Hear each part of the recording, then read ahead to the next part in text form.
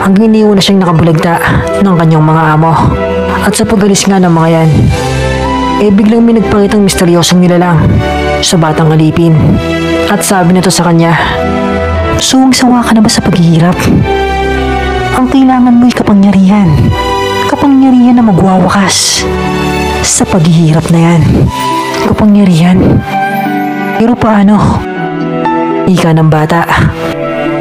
At sagot nga ng misteryosong nilalang na lahat nga daw ng mga tao maaaring magtaglay ng Nen ability kung ito ay kanyang aaralin at magising sa loob ng kanyang katawan. Sumagot ang bata na gusto ko ng kapangyarihan.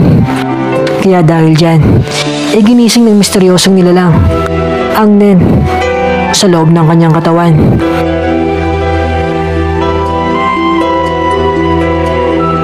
At dahil dyan, nabalutan ng malakas na aura ang batang alipin.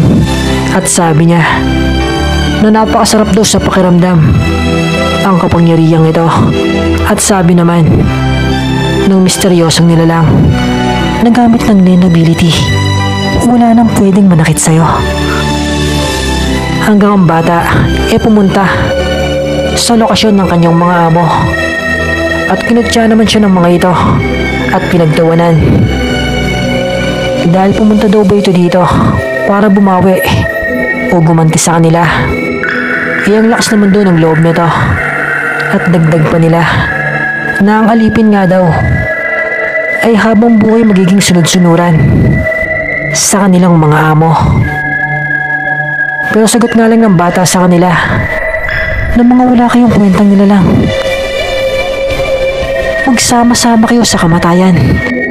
At walang awa niyang pinaslang ang lahat ng kanyang mga amo gamit ng kanyang Nen ability. At sabi nga niya sa kanyang sarili